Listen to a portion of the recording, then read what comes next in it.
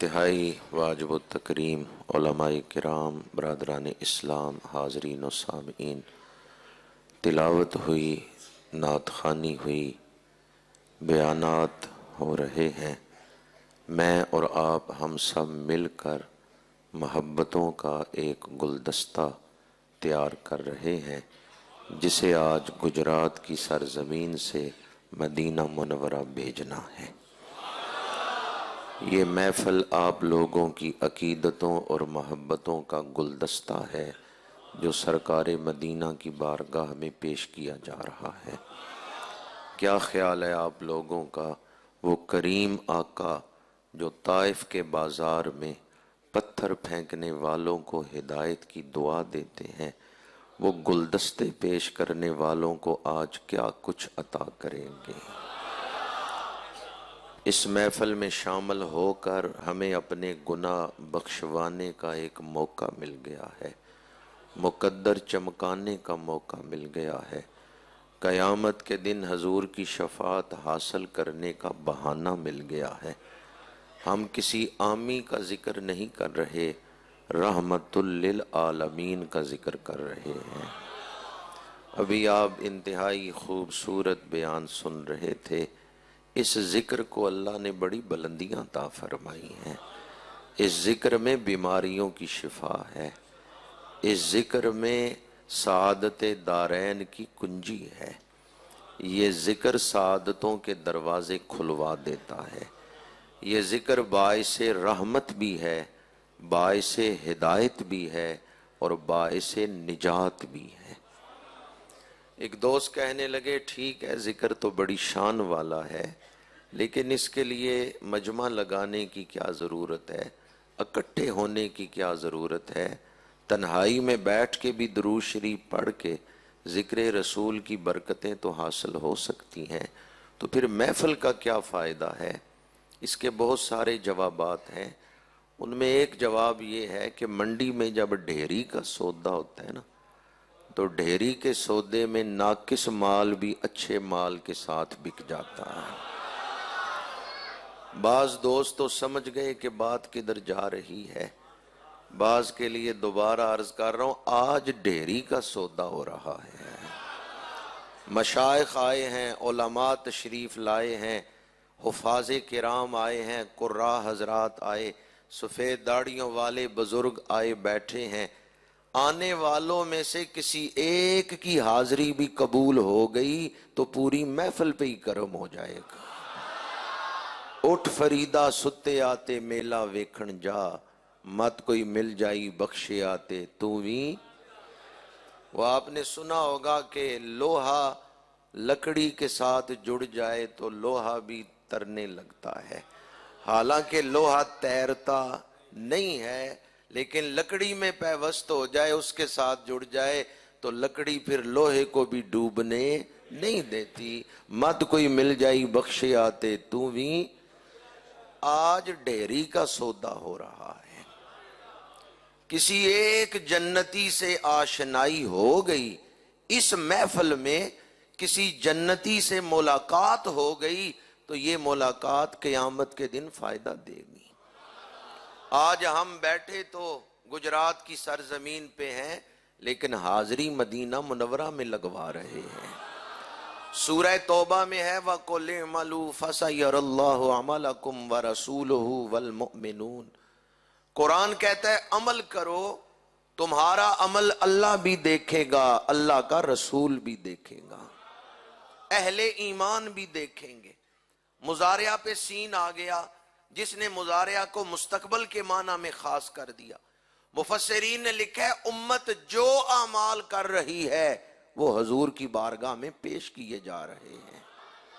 बैठे तो आज हम गुजरात की सरजमीन पे हैं, पर इस आयत की रोशनी में मैं ये कह रहा हूं, हाजिरी मदीना मुनव्वरा में लग रही है। गमे मुस्तफा जिसके सीने में है, कहीं भी रहे वो मदीने में है। हजूर अपनी महफिल में है जलवागर, समझ लो ये महफिल मदीने में है। मिठू बरादरान को हदिया तबरीक पेश करता हूँ।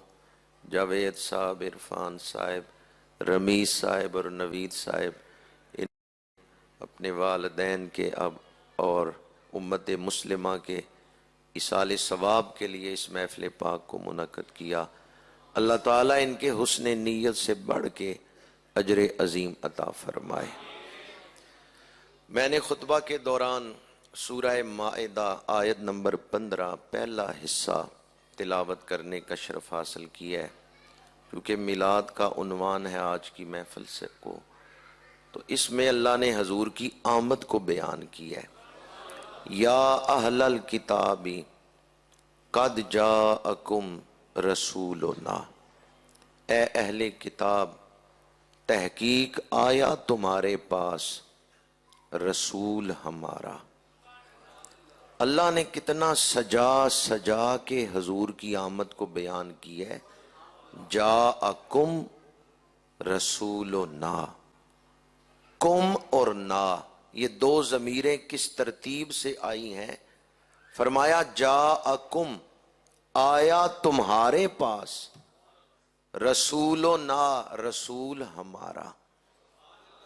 آیا تمہارے پاس رسول، کم اور نا یہ دو ضمیریں کس ترتیب سے قرآن میں آئی ہیں؟ اللہ فرما رہا ہے جاءکم آیا تمہارے پاس ہے، رسولنا پر ہے ہمارا. کیا شان ہے اس رسول کی جسے ہم کہتے ہیں ہمارا ہے، وہ کہتا ہے ہمارا ہے. ہم کہتے ہیں سب سے اولا و اعلیٰ، سب سے بالا و والا. وہ فرما رہے آیا تمہارے پاس ہے پر ہے ہمارا. خواجہ غلام فرید فرماتے ہیں کوٹھے تے چڑھ ویخ فریدا، گھر گھر لگی اگ، میں سمجھائی کہ میں ہی مٹھا اے تے مٹھیا سارا جگ. جو محبوب رب کا ہے وہ محبوب سب کا ہے. ہم کہہ رہے ہیں سب سے اولا و اعلیٰ ہمارا نبی، وہ فرما رہے جاءکم رسولنا آیا تمہارے پاس ہے پر رسول ہمارا ہے. پروردگار فیصلہ تو کر رسول کس کا ہے؟ فرمایا لقد من اللہ علی المؤمنین اذ بعث فیہم رسولا، اللہ نے بڑا احسان کیا ہے مومنوں پر جب شانوں والا رسول ان میں بھیج دیا ہے. رسول کی ذات میں دو جہتیں ہیں، ایک جہت خالق کی طرف، ایک مخلوق کی طرف. ادھر سے فیض لے رہے ہیں، ادھر فیض دے رہے ہیں. جو جہت ہے خالق کی طرف اس حوالے سے رب فرماتا ہے رسول ہمارا ہے. جو جہت ہے مخلوق کی طرف اس حوالے سے ہم کہتے ہیں رسول ہمارا ہے. کتنا پیار ہے اس انداز ترتیب میں کہ اللہ پاک نے فرمایا اللہ نے بڑا احسان کیا ہے مومنوں پر جب ان میں شانوں والا رسول بھیج دیا ہے. لقد من اللہ، اللہ نے احسان کیا ہے. کیا کیا ہے؟ احسان کیا ہے. میرے پاس ایک پین تھا، اس کی نب ذرا خراب تھی، لکھیں تو سیاہی پھیل جاتی تھی. تو میرے ایک دوست آئے، میں نے ان کو تحفے میں دے دیا. چند دنوں کے بعد وہ ملے تو میں نے کہا شکریہ نہیں ادا کرنا. انہوں نے کہا کس چیز کا شکریہ؟ میں نے کہا احسان نہیں کیا میں نے. کہتے ہیں کون سا احسان؟ میں نے کہا وہ پین نہیں آپ کو تحفے میں دیا تھا. انہوں نے کہا کون سا پین دیا؟ اس کی تو نب بھی ٹوٹی ہوئی ہے، صحیح لکھتا ہی نہیں ہے. کیا خیال ہے عیب والا تحفہ دے کے احسان جتایا جا سکتا ہے؟ چند لوگ ہی بولے. پھٹے ہوئے کپڑے دوسروں کو دے کے احسان تو نہیں جتاتے. عیب والا تحفہ دے کے احسان رب نے محبوب وہ دیا ہے جس میں عیب. خلقت مبرأ من کل عیب کأنک قد خلقت کما تشاء. سورہ آراف آیت نمبر 198. تراہم ینظرون الیک وہم لا یبصرون. اللہ فرما رہے ہیں محبوب وہ لوگ آپ کو دیکھتے ہیں پر نہیں دیکھتے. سورہ آراف آیت نمبر 198. تراہم آپ انہیں دیکھیں گے، ینظرون الیک آپ کی طرف دیکھ رہے ہیں، وہم لا یبصرون اور وہ نہیں دیکھ رہے. اس کا کیا مطلب ہے؟ دیکھ بھی رہے ہیں پر دیکھ نہیں رہے۔ سورہ حج، فَإِنَّهَا لَا تَعْمَى الْأَبْصَارُ وَلَكِنْ تَعْمَى الْقُلُوبُ الَّتِي فِي الصُّدُورِ۔ لوگوں کی آنکھیں اندھی نہیں ہوتی، دل اندھے ہوتے ہیں۔ جب دل اندھا ہو آنکھوں کے نور کا کوئی فائدہ نہیں۔ ہاتھ سخاوت کرتے ہیں یا دل سخاوت کرتا ہے؟ دل بہادر نہ ہو بازو بہادری کا اظہار کر سکتے ہیں؟ دل میں حیا نہ ہو آنکھیں حیا کا اظہار کر سکتی ہیں؟ فَإِنَّهَا لَا تَعْمَى الْأَبْصَارُ وَلَكِنْ تَعْمَى الْقُلُوبُ الَّتِي فِي الصُّدُورِ۔ جن کے دل اندھے ہیں انہوں نے کہا نبی محض ہمارے جیسا بشر ہے۔ يَنظُرُونَ إِلَيْكَ وَهُمْ لَا يُبْصِرُونَ، وہ بصارت سے کام لے رہے ہیں، بصیرت سے کام نہیں لے رہے۔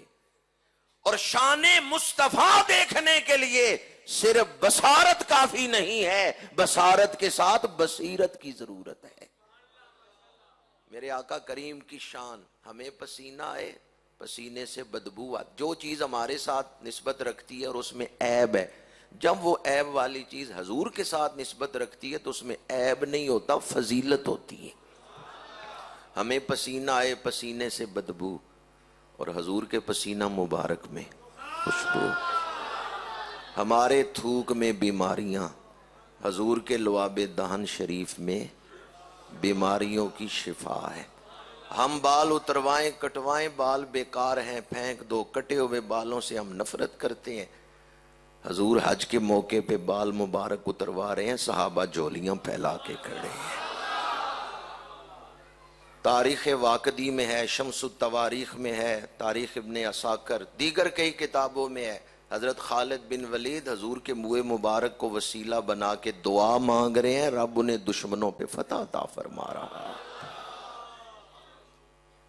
فتح مکہ سے چند دن پہلے جناب سفیان بن حارث بن عبد المطلب، حضور کے چچا زاد بھائی، انہوں نے کلمہ پڑھا ہے اور نعت لکھ کے لائے ہیں، نبی کان یجلو شک انا بما یوحا الیہ وما یقول فلم نر مثلہ فی الناس حیا ولیس لہ من الموت عدیل۔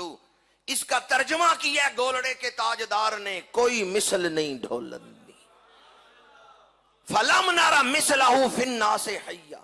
اور اسی مضمون میں امام محمد بن عیسیٰ ترمذی نے شمائل کے اندر، الشمائل المحمدیہ کے اندر، مولا علی شیر خدا سے روایت بیان کی ہے۔ مولا علی شیر خدا فرماتے ہیں، یقول نائتہ لم ارى قبلہ ولا بعدہ مثلا۔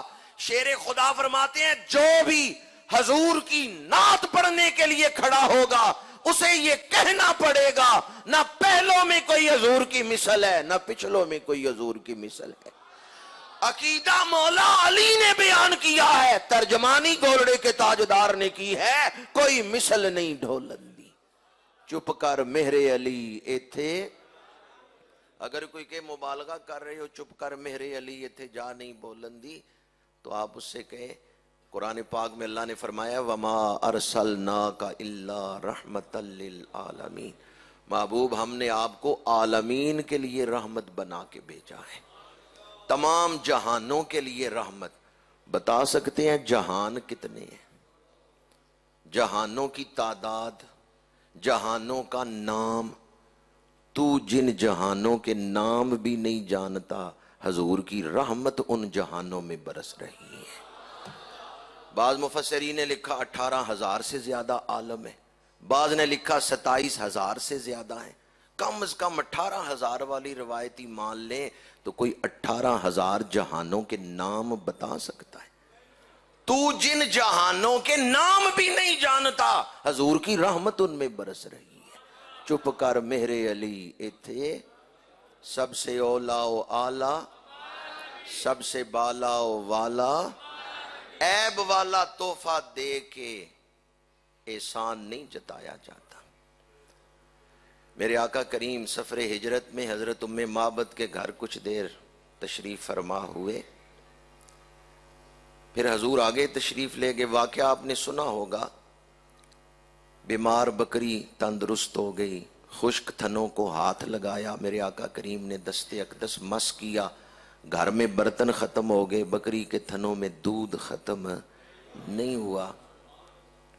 حضور آگے تشریف لے گئے، شام کو حضرت ام معبد کا خامند آیا، اس نے دیکھا بیماریاں نکل گئی ہیں، برکتیں آ گئی ہیں، جو برتن اٹھاتا ہوں دودھ سے بھرا ہوا ہے، گھر میں خوشبوئیں آ رہی ہیں۔ حیران ہو کے پوچھا ام معبد کون آیا تھا؟ ام معبد نے کہا میں نے نام نہیں پوچھا، نام نہیں پوچھا۔ خامد ناراض ہوا، اس نے کہا اتنی برکتوں والا وجود آیا، تم نے نام ہی نہیں پوچھا۔ عرب خاتون نے کہا میں نے ان کی زیارت کی ہے، میں اپنے مشاہدے سے ان کا حسن بیان کرتی ہوں، میں ان کا حسن تمہیں بتاتی ہوں، تم فیصلہ کرنا وہ کون ہوں گے۔ اب وہ طویل حدیث ہے، میں اس میں سے صرف ایک حصہ جو میرے اس موضوع کے متعلق ہے کہ عیب نہیں ہے۔ قسیم وسیم فی عینیہ دعج وفی اشفارہ وطف۔ حضرت ام معبد نے حضور کا حسن بیان کیا، قسیم وسیم۔ اردو مترجمین نے دونوں لفظوں کا ایک ہی معنی کیا، بڑا خوبصورت، انتہائی خوبرو، بڑے خوبصورت، انتہائی خوبرو۔ اب دونوں کا ایک ہی ترجمہ ہو گیا، خوبرو خوبصورت ایک ہی ترجمہ۔ پر شارحین کہتے ہیں ہم ہیں اجمی، ہم ہیں گونگے، عرب لوگ ایک معنی کے لیے دو لفظ نہیں بولتے، ایک معنی تکرار نہیں کرتے۔ جب دو لفظ ہیں تو اس کے اندر دو معانی ہیں۔ قسیم اس میں حسن کا کمال بیان کی ہے، وسیم اس میں حسن کی تاثیر بیان کی ہے۔ جب کہا قسیم تو ام معبد نے کہا انہیں جس زاویے سے دیکھو، جس پہلو سے دیکھو، جس انداز سے دیکھو، وہاں حسن ہی حسن نظر آتا ہے، وہاں عیب نہیں نظر آتا۔ وہ چلے تو چلنے کا انداز خوبصورت، وہ بیٹھیں تو بیٹھنے کا انداز خوبصورت، وہ بولیں تو لب و لہجہ خوبصورت، ان سے معاملات کرو تو کردار خوبصورت۔ جس پہلو سے دیکھو وہاں حسن ہی حسن نظر آتا ہے، وہاں عیب نہیں نظر آتا۔ لفظ قسیم کا ترجمہ کیا ہے بریلی کے تاجدار نے، وہ کمال حسن حضور ہے کہ گمان نقص جہاں نہیں، یہی پھول خار سے دور ہے، یہی شمع ہے کہ دھواں نہیں۔ اور لفظ وسیم کے اندر حسن کی تاثیر بیان کی ہے، وہ اتنے سونے ہیں جتنا دیکھو جتنا دیکھو جتنا دیکھو دل رجتا ہی نہیں۔ وہ ایسے حسین نہیں ہے کہ دو چار دفعہ زیارت کی تو دل بھر گیا کہ ٹھیک ہے خوبصورت ہے، پر دیکھ لیا ہے اب وہ تڑپ نہیں رہی پہلے والی۔ ان کا حسن ایسا ہے جوں جوں دیکھتے جاؤ تڑپ بڑھتی جاتی ہے۔ وسیم ان کا ترجمہ پنجابین میں کسی نے کیا دل نبی دے نظارے کو لو۔ یا اللہ جو محبت سے بولے اسے حضور کا دیدار عطا فرما۔ دل نبی دے نظارے کو لو، یہ حسن کی تاثیر بیان کی۔ اے تن میرا چشمہ ہووے میں مرشد ویخ نہ رجا ہو، لوں لوں دے منڈ لکھ لکھ چشمہ، ایک کھولا ایک کجا ہو۔ یعنی ہر بال کو لاکھ لاکھ آنکھیں مل جائیں پھر بھی اس حسن کو دیکھنے سے دل نہیں بھرتا۔ وہاں حسن ہی حسن ہے، وہاں عیب نقص کوئی نہیں۔ آپ مجھے دنیا میں کوئی ایسا شخص، کسی قوم، کسی ملک، کسی بر اعظم کا بتائیں کہ اس کے پیروں کے جو جوتے آئے ہیں پیروں میں، جوتوں کی تعریف میں کتابیں لکھی گئی ہیں۔ ساری تاریخ پڑھ لیں، امریکیوں کی، فرانسیوں کی، روسیوں کی، جاپانیوں کی، چائنا کے لوگوں کی۔ ان کا کوئی لیڈر، کوئی فلسفی، کوئی سائنسدان، کوئی اسکالر، کوئی رہنما کہ اس کے پیروں میں جو جوتے آئے ہوں، جوتوں کی تعریف میں کتابیں لکھی گئی ہوں۔ پوری تاریخ میں ایک ہستی ایسی نظر آئیں گی، میرے اور آپ کے آقا کریم، آپ کے قدمین میں گائے کے چمڑے کے جو نالین آئے ہیں۔ اس وقت دنیا کی لائبریریوں میں 300 کتابیں حضور کے نالین کے موضوع پر موجود ہیں۔ میں ایک ادنا طالب علم ہوں، میرے پاس علامہ ابن المقری کی فتح المتعال فی مدح النیال موجود ہے. 200 نعتیں نالین کے موضوع پر آپ نے لکھی. نیل الشفا الجز فی النال. مولوی اشرف علی تھانوی نے بھی کتاب لکھی ہے نالین پر، نیل الشفا. اس میں مولوی اشرف علی تھانوی نے لکھا ہے جس کی دعا قبول نہیں ہوتی نقش نالین سر پہ رکھ کے دعا مانگے، اللہ دعا کو قبول فرما لیں گے. کس کو سر پہ رکھ کے؟ نہیں، نالین نہیں، نقش نال. یہ نقش کی شان ہے، نالین کی شان تو عرفہ اور اعلیٰ ہے. یہ نقش نالین کی شان ہے. مولانا عبد الرحمن جامی، ادب سیکھنے تو کسی ادب والے کے پاس بیٹھے. مولانا جامی کہتے ہیں چو سوئے من گزر آری، منے مسکین سے ناداری، فدائے نقش نالینت کنم جاں یا رسول اللہ. حضور آپ مجھ مسکین کے گھر تشریف لائیں تو میں نظر کیا پیش کروں، جہاں میرے آقا کے نالین کا نقش لگے گا میں جامی وہاں اپنی جان قربان کروں. اگر غور سے سن رہے ہیں تو بتائیں مولانا جامی نے کیا کہا، نالین پہ جان قربان کروں یا نقش نالین پہ؟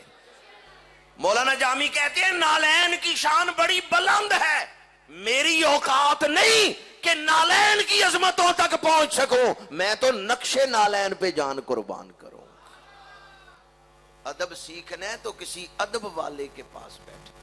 تاجدار گولڑا کے اکثر آپ یہ اشعار سنتے ہوں گے، لاؤ مکتی مخطط برد یمن من بھاوری جھلک دکھاؤ سجن. پورا دیدار کیوں نہیں مانگ رہے، جھلک کیوں مانگ رہے ہیں؟ جھلک کیوں مانگ رہے ہیں، پورا دیدار کیوں نہیں مانگ رہے؟ مانگنے میں بھی ادب کا اظہار کر رہے ہیں، کیونکہ وہ اگر جلوہ کریں کون تماشائی ہیں. مکھ چند بدر شاہ شانی ہے، متھے چمکدی لاٹ نورانی ہے، کالی زلف تے اکھ مستانی ہے، مخمور اکھیاں ہن مد بھری. نعت بعد میں لکھی ہے، دیدار پہلے ہو چکا تھا، اور نعت کے اندر دیدار کا ذکر کیا ہے. لاؤ مکتی مخطط برد یمن، وہ یمنی منقش چادر چہرہ انور سے ہٹائیں. لاؤ مکتی مخطط برد یمن من بھاوری جھلک دکھاؤ سجن. پورا دیدار کیوں نہیں مانگ رہے، جھلک کیوں مانگ رہے؟ خود ادب سے ہی مانگ رہے ہیں، پھر مالکوں کی مرضی ہے جتنا چاہے دیدار کرائیں. مانگنے والا ادب سے ہی مانگ رہا ہے کہ جھلک دکھائیں. اور جہاں تک دیدار کی بات ہے، میرے آقا کریم اپنی حقیقت دکھائیں تو جبریل نہیں دیکھ سکتے. وہ اگر جلوہ کریں کون تماشائی ہیں؟ کس کے پاس آنکھیں ہیں کہ حضور کی حقیقت کو دیکھ سکے؟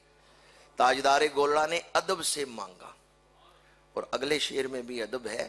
لاؤ مکتی مخطط برد یمن من بھاوری جھلک دکھاؤ سجن، اوہ مٹھیاں گالی الاؤ مٹھن جو ہمراہ وادی سن کریاں. ہمراہ وادی میں دیدار ہوا تھا، اور مکتے میں تاجدار گولڑا نے انتہائی ادب کا اظہار کیا. سبحان اللہ ما اجمل کا ما احسن کا ما اکمل کا. کتھے مہر علی کتھے ثنا کسے کہتے ہیں جی؟ ثنا کا ایک معنی تعریف ہے، پر وہ تعریف تو زبان سے ہوتی ہے. تاجدار گولڑا نے تو آگے آنکھوں کا ذکر کیا ہوا ہے. کتھے میرے علی کتھے تیری ثنا گستاخ اکھیاں کتھے جا اڑیاں. یہ کون سی ثنا ہے جس کا آنکھوں سے تعلق ہے؟ قراء حضرات نے دانتوں کے نام رکھے ہوئے ہیں. حروف کو ادا کرنے کے لیے جب مخارج پڑھاتے ہیں نا تو دانتوں کے نام یاد کرواتے ہیں، ثنایا، رباعیات، دواحق، نواجز. جب کوئی آدمی مسکراتا ہے تو پہلے جو سب سے بڑے یہ 2 دانت سامنے والے ظاہر ہوتے ہیں نا، بڑے دانت، انہیں ثنایا علیہ کہتے ہیں. ان کے نیچے جو 2 ہیں انہیں ثنایا سفلا کہتے ہیں. تو جب آدمی مسکراتا ہے، ہونٹ کھولتا ہے، سامنے جو 4 دانت سب سے پہلے ظاہر ہوتے ہیں انہیں ثنایا کہتے ہیں، اوپر والوں کو ثنایا علیہ.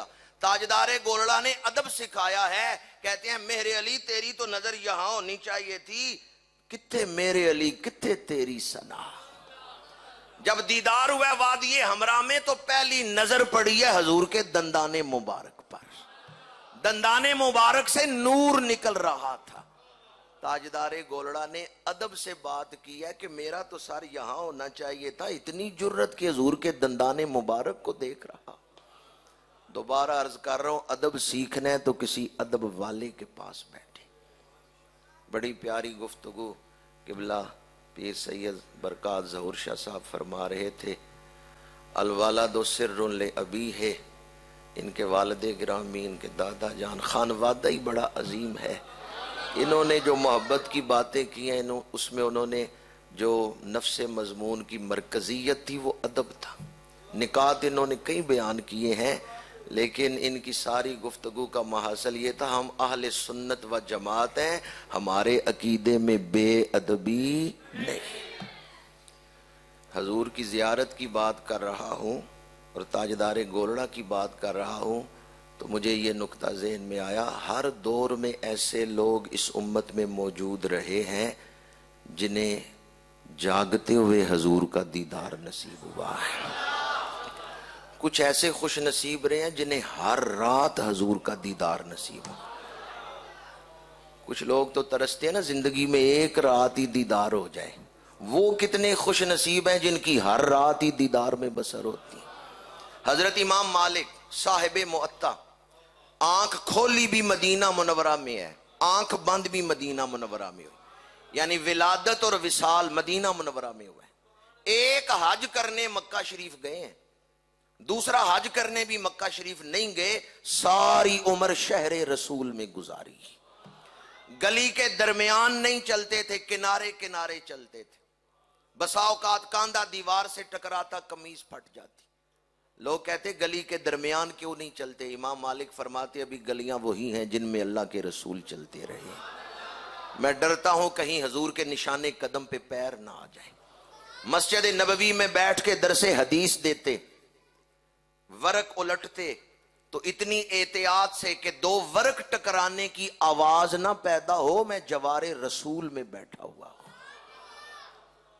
مدینہ منورہ شہر میں سواری پہ نہیں بیٹھتے، انتہائی ادب کیا شہر رسول کا۔ آخری عمر میں کسی شاگرد نے پوچھا، اس کو علامہ جلال الدین سیوطی نے تنویر الحوالق فی شرح موطا امام مالک میں لکھا ہے، اسی بات کو صاحب حلیت الاولیاء نے بیان کی ہے۔ آخری عمر میں کسی شاگرد نے پوچھا، امام آپ نے بڑا ادب کیا ہے مدینہ منورہ کا، اس ادب کی کوئی برکت بھی زندگی میں ظاہر ہوئی ہے، کوئی صلہ بھی ملا ہے؟ امام مالک نے فرمایا، واللہ ما بتو الا رأیت رسول اللہ صلی اللہ علیہ وآلہ وسلم۔ کیا پوچھتے ہو کہ مدینہ منورہ کا ادب کرنے سے کیا ملا ہے؟ اللہ کی قسم ہے مجھے ہر رات رسول اللہ کا دیدار نصیب ہوتا ہے۔ واللہ ما بتو الا رأیت رسول اللہ، اللہ کی قسم ہے میری کوئی ایک رات بھی نہیں گزرتی جس رات مجھے حضور کا دیدار نصیب نہیں ہوتا۔ زندگی کتنی خوبصورت ہے جب ہر رات ہی حضور کا دیدار ہو رہا۔ 10 سال حضور کی خدمت میں رہے ہیں حضرت انس بن مالک، طبقات ابن سعد میں ہے۔ ان کی عمر 20 سال تھی جب حضور کا وصال مبارک ہوا ہے، اور ان کا اپنا وصال 103 سال کی عمر میں ہوا ہے۔ صحابہ اکرام ان کے پاس آ کے بیٹھتے اور سوال کرتے، انس حضور کی کوئی بات سناؤ، ہم تو کھیتوں میں چلے جاتے، دکان پہ چلے جاتے، سفر تجارت پہ مدینہ منورہ سے باہر چلے جاتے تھے، اے انس آپ حضور کی خدمت میں رہتے تھے، کوئی حضور کا واقعہ سناؤ۔ طبقات ابن سعد میں حضرت انس ذکر رسول کرتے، صحابہ بیٹھ کے سنتے، حضرت انس بھی روتے تھے، صحابہ کو بھی رلاتے تھے۔ یہ ذکر رسول کی محفلیں آج ہم نے نہیں شروع کی، یہ صحابہ کی سنت ہے۔ ایک دن ایک صحابی نے پوچھا، انس عرصہ ہوا ہے حضور کو وصال فرمائے ہوئے، کیا کسی رات خواب میں آ کے حضور نے دیدار بھی کروایا؟ اب ذرا دل تھام کے سنیں حضرت انس نے جواب کیا دیا ہے، طبقات ابن سعد میں ہے، ما من لیلۃ الا وانا ارا فیہا حبیبی۔ کیا پوچھتے ہو کسی رات دیدار کروایا یا نہیں؟ ما من لیلۃ، کوئی ایک رات بھی ایسی نہیں گزرتی، الا انا ارا فیہا حبیبی، مگر یہ کہ میں نے اس رات میں اپنے محبوب کا دیدار پایا ہے۔ ہر رات ہی دیدار رسول میں گزر رہی ہے۔ پتہ چلتا ہے ایسے خوش نصیب بھی اس امت میں رہے ہیں جن کے جسم کہیں بھی رہے۔ حضرت جناب انس آخری عمر میں بصرے چلے گئے تھے، انہیں اسلام کا مبلغ بنا کے بصرے بھیج دیا گیا. جسم کہیں بھی رہے ہر رات حضور کا دیدار نصیب ہو رہا ہے. آج کا انسان چاہتا ہے، گفتگو سمیٹ رہا ہوں، 35 منٹ ہو چکے مجھے گفتگو کرتے ہوئے. آج کا انسان چاہتا ہے کپڑے خوبصورت ہو، گھر خوبصورت ہو، گاڑی خوبصورت ہو، 4 کروڑ کی کوٹھی بنا لی، لیکن مکان خوبصورت ہے، مکین کی خوبصورت نہیں، تو مکان کی خوبصورتی کا کوئی فائدہ ہے. 2 کروڑ کی گاڑی لے لی، مسافر کی زندگی خوبصورت نہیں تو سواری کی خوبصورتی کا کوئی فائدہ ہے. لاکھ روپے کا لباس پہن لیا، 3 پیس سوٹ پہن لیا لاکھ روپے کا، لیکن جس نے لاکھ روپے کا سوٹ پہننا اس کے دل کو سکون نہیں، تو مہنگے کپڑے پہننے کا کوئی فائدہ ہے. آج دنیا پاگل ہو گئی ان چیزوں کے پیچھے. مکان خوبصورت ہو، گاڑی خوبصورت ہو، کپڑے خوبصورت ہو. اسلام کہتا ہے یہ ساری چیزیں ثانوی حیثیت رکھتی ہیں، سب سے پہلے اپنی زندگی خوبصورت کرو. اگر زندگی خوبصورت ہے تو پھٹے ہوئے لباس میں بھی بڑی عزت ہے. قمیص کو پیوند لگے ہیں اور فاروق اعظم فلسطین کو فتح کر رہے ہیں. بغیر جنگ کے محض مذاکرات سے حضرت فاروق اعظم نے فلسطین فتح کر لیا ہے. فاروق اعظم کی عظمت پتہ چلتی. آج 60 ملک، 60 سے زیادہ اسلامی ملک، 1.25 ارب مسلمان جو کام مل کے نہیں نہ کر سکتے، اکیلے فاروق اعظم نے کر کے دکھایا ہے. بغیر جنگ کے فلسطین فتح کر لیا ہے. قمیص کو پیوند لگے ہوئے ہیں. وہاں زندگی خوبصورت ہے. عزت کپڑوں سے ہے یا اسلام سے ہے؟ چند لوگ ہی بولے. یورپ کا ایک شہر ہے سوئٹزرلینڈ، بڑا امیر ملک ہے سوئٹزرلینڈ. یورپ کے جو ممالک ہیں ان میں یہ شامل ہے. میں 2-3 دفعہ سوئٹزرلینڈ گیا ہوں. وہاں قانوناً خودکشی کی اجازت ہے. قانون خودکشی سے روکتا نہیں. سوئٹزرلینڈ میں امیر ترین ملک ہے، خوبصورت ترین ملک ہے، بلکہ دنیا بھر کے کرپٹ حکمرانوں کی دولت سوئٹزرلینڈ کے بینکوں میں ہی پڑی ہوئی ہے. ہماری طرح مقروض ملک نہیں ہے، امیر ترین ملک ہے.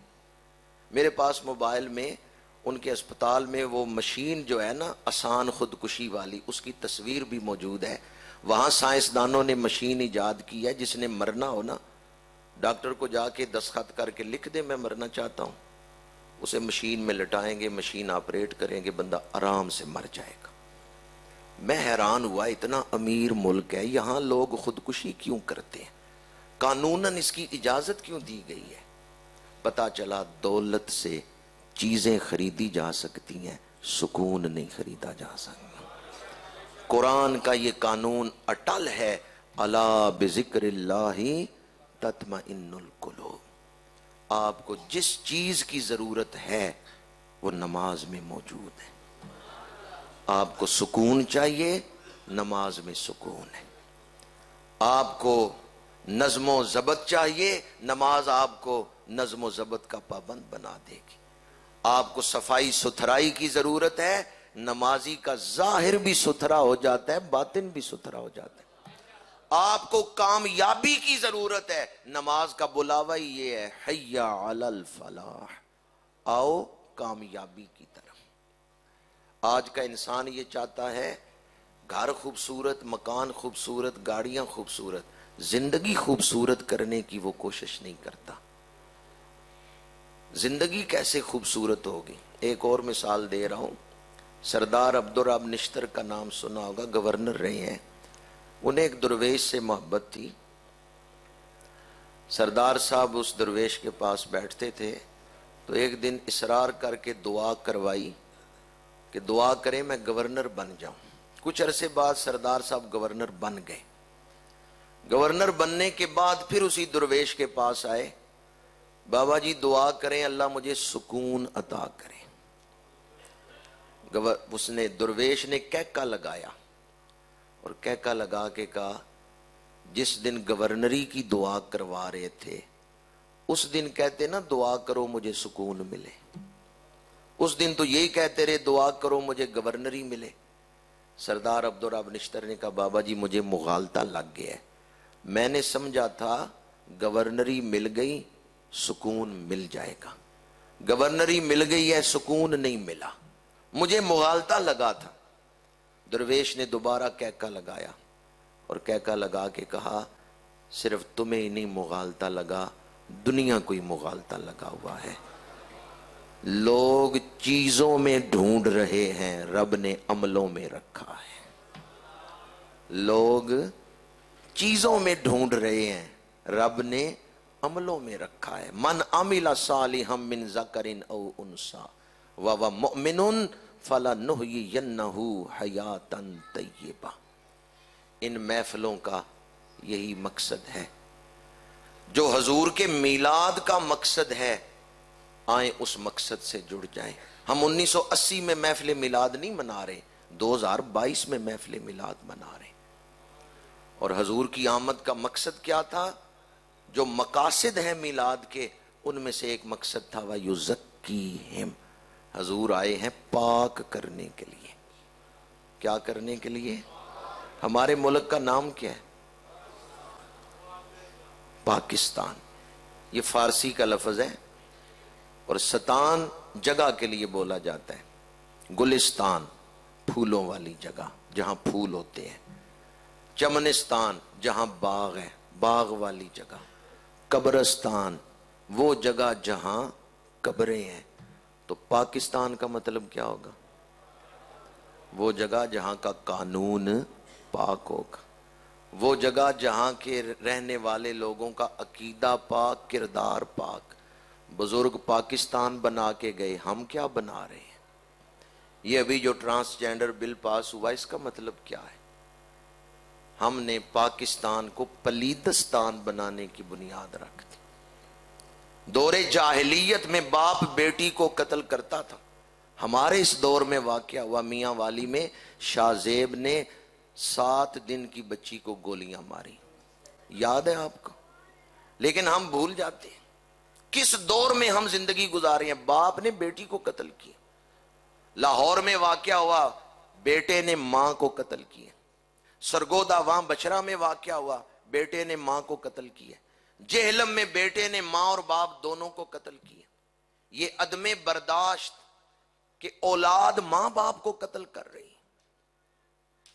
میں بارے دیگر عرفان بھائی، ان کے دیگر برادران کو خراج تحسین پیش کرتا ہوں، انہوں نے آج والدین کے ایصال ثواب کے لیے محفل سجائی۔ ماں باپ کے ساتھ صرف دنیا ہی نہیں جڑی ہوئی، آخرت جڑی ہوئی۔ ہما جنتوں کا و ناروں کا، میرے آقا کریم نے فرمایا تمہارے والدین تمہاری جنت بھی ہیں، تمہارا دوزخ بھی ہے۔ جو والدین کے حقوق ادا کر رہا ہے، والدین کی خدمت کر رہا ہے، یہ خدمت ہی اسے جنت میں لے جائے گی۔ اور جو حق تلفی کر رہا ہے، والدین کی حق تلفی کرنا اسے دوزخ میں لے جائے گا۔ آج نیٹ کے اس دور میں اولاد کے پاس وقت ہے موبائل استعمال کرنے کا کہ رات 2 بجے تک خوشی خوشی موبائل استعمال کر لیتے ہیں، 10 منٹ نہیں کہ باپ کے پیر دبائیں۔ 2022 میں آپ میلاد منا رہے ہیں تو مقصد میلاد پر توجہ بھی دینی چاہیے کہ حضور نے آ کر ہمیں کس طرح زندگی گزارنے کا حکم دیا ہے۔ حضور بڑی شانوں کے ساتھ آئے، پر کیوں آئے؟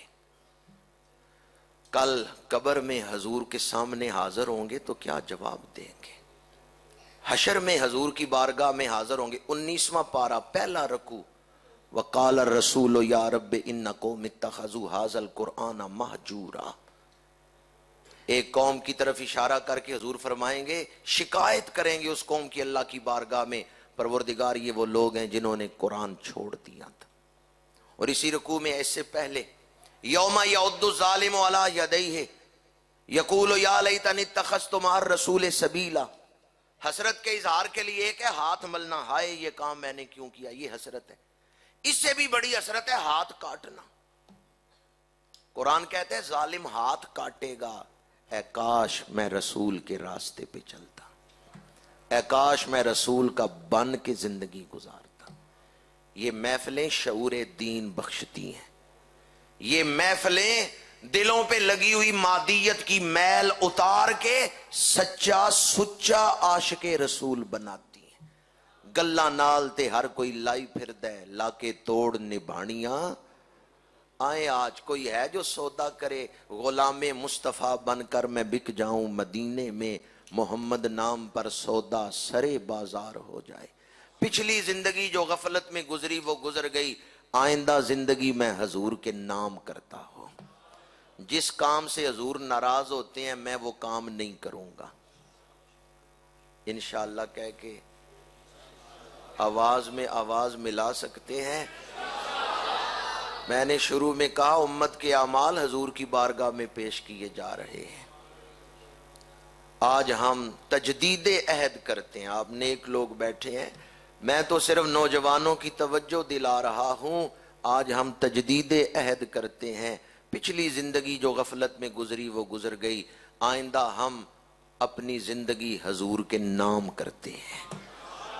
تجھ سے پہلے کا جو ماضی تھا ہزاروں کا سہی، اب تا حشر کا جو فردہ ہے وہ تنہا تیرا۔